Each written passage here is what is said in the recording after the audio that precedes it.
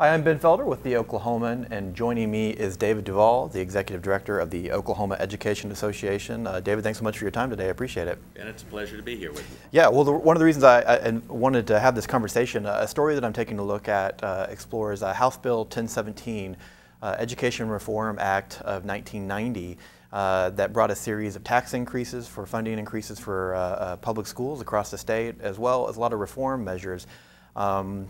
The genesis of that Reform Act came from a state of low teacher salaries, low academic performance, and just a lack of general education funding. A lot of the same situations that we're dealing with today here in the state. And so I wanted to bring you in here because this is something that you know quite a bit about.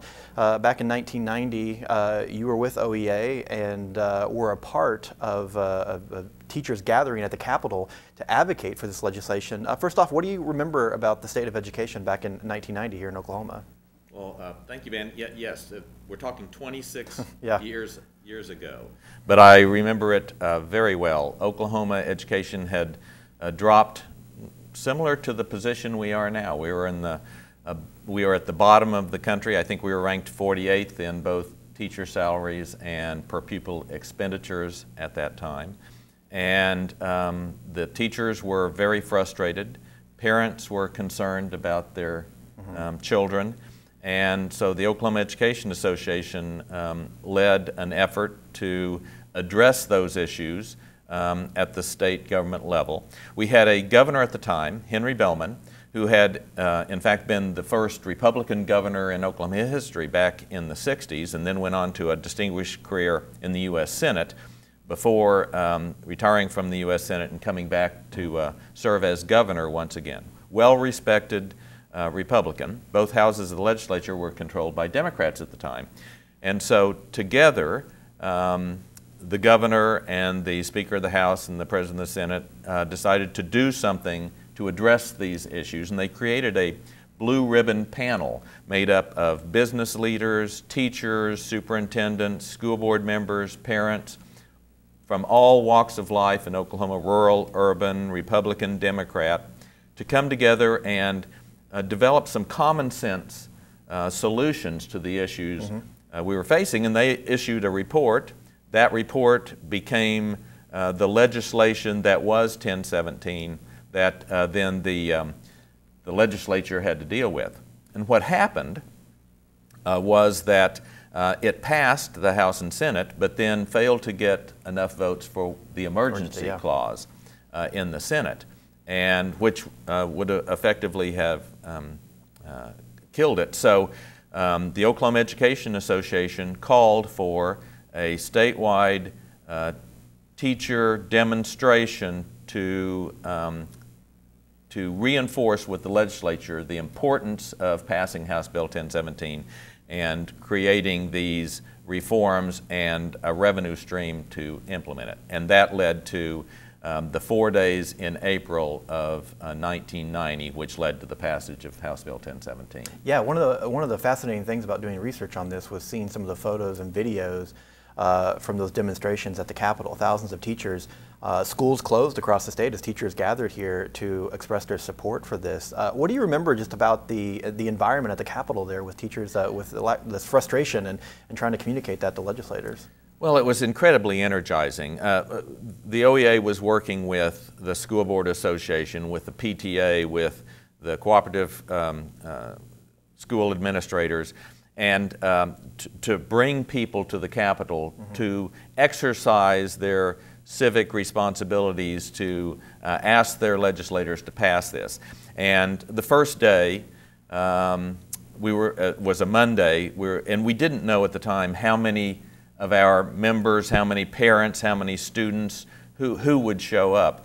And so I was standing on the steps of the Capitol. I had the microphone in my hand to welcome people there, and suddenly buses started rolling in and cars started rolling in and people started marching. And we didn't know whether we'd get 100 people or 1,000 people, but then thousands showed up and to rally and to implore their legislators to do what was right for the schools. And then the second day, even more thousands showed up. And the third day, even more thousands showed up. And we'd walk around. We completely encircled the Capitol in a march. And it was in a drizzling rain and kind of a cold. You know how weather is in Oklahoma in April. But it was terribly exciting and energizing to see so many Oklahomans joining together to exercise their right and go to the government and say, here's what we need for our schools. We need you to do what's right for our children today. Yeah, part of that video, looking back, when the vote is announced that it passed, the celebration amongst the teachers. So this was a combination of tax increases to pump more money into education. It was also new standards, including caps on class sizes, academic performance. What was just the feeling in public education not just right after that vote, but in the years to come about this effort? I mean, what things did seem to have changed? Well, there was a great hopeful feeling. As I said, these were all common sense measures. And rather than what we see so often, which is unfunded mandates that are handed down either from the federal or the state government on schools, this had a revenue stream of resources to help implement the common sense changes that it called for. In a 5-year, it was roughly $230 million was raised, a broad range of tax increases, a 1% increase on individual income tax, as I recall, 1% increase on corporate income tax, and I think a half-cent sales tax increase. So broad-based, everybody was then participating in the funding. And again, common sense. We all knew that in order to have strong public schools, you had to have the best and brightest, competent, caring, certified teachers in the classrooms. So in order to attract those people, it increased the salaries. That over a 5-year period, it was a phased-in over a 5-year period, there was a $9,000 increase in teacher salaries. It also realized that you had to have small enough class sizes so that it was the opportunity for teachers to work individually with students. So it set class size limits of 20 students in elementary levels and no more than 140 students in an instructional day for secondary teachers. So again, there was great hope that, that we were finally doing something to make a difference for teachers and students in the learning environment in our schools in Oklahoma. Yeah, and I've talked to several teachers who were teaching at that time who kind of saw that immediate impact. Class sizes were smaller.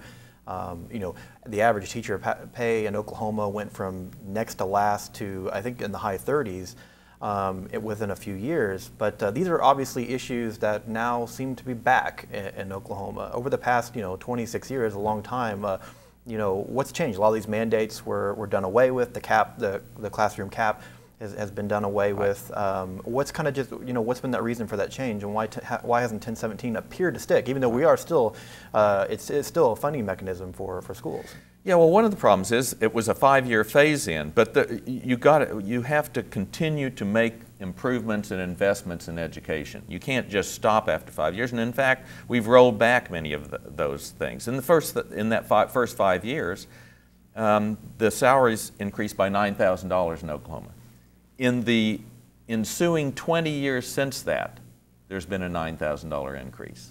So clearly, that momentum that was started stopped. The taxes that were increased, they were rolled back. So the funding that was being provided has stopped. The class size limits are no longer in effect. They're no longer being enforced. And so all of those common sense ideas that were working in the initial phases have been rolled back, and now instead what we generally see is either the federal government or the state government imposing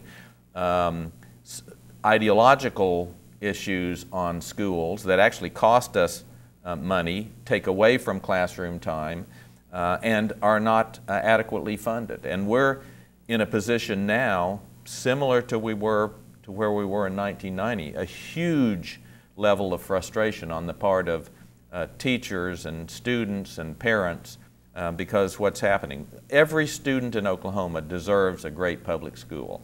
And we need to go back to those times where we can work together as business leaders and teachers and superintendents and school board members and parents and come up again with the common sense solutions to the issues our schools are facing.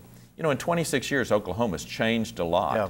Our demographics have changed a lot. Our student population has changed a lot. The challenges that teachers face on a daily basis are more daunting today than they were back then.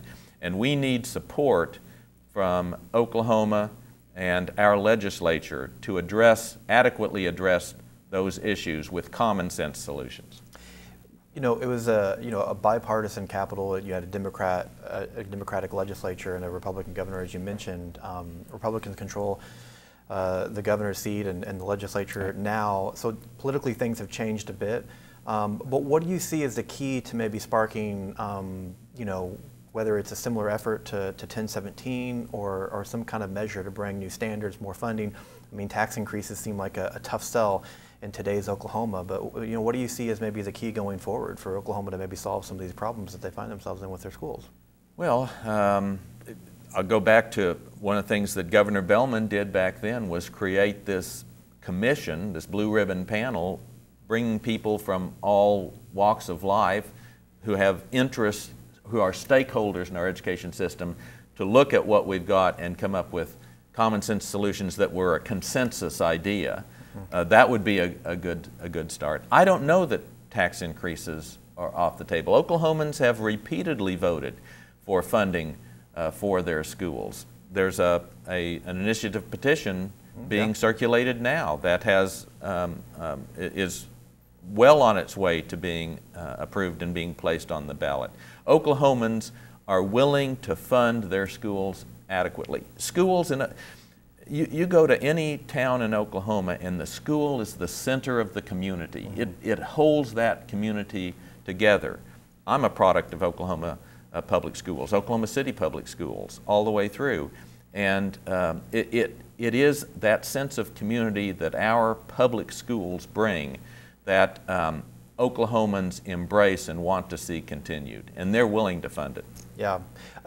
Finally, what do you see as some of the lessons learned from 1017? I mean, it's this effort that seemed to bring positive results initially, but as you said, kind of faded away over time. What are some of the key lessons looking back 26 years ago to what we can do today? Well, one of the key lessons is bringing people together, not dividing them. Coming up and looking at issues and finding consensus answers, solutions, common sense solutions to those issues is one. Another is that our public schools, since the birth of America, our public schools have been central to building America into the nation it is today, that has productive citizens, that has a growing economy. So we need to make sure that we protect that public education system, and that isn't something that happens with one bill that's enacted by the legislature. It requires constant work and constant ideas to meet the changing needs of a changing demographic in our schools. So it requires constant nurturing to make our schools what we want them to be as a state. Yeah, well, education obviously kind of a challenging topic. It was 26 years ago, it is today. David, thank you so much for your time and looking back at that measure. Ben, it's been a pleasure. Thank you very much for having me. Thanks. Thank you.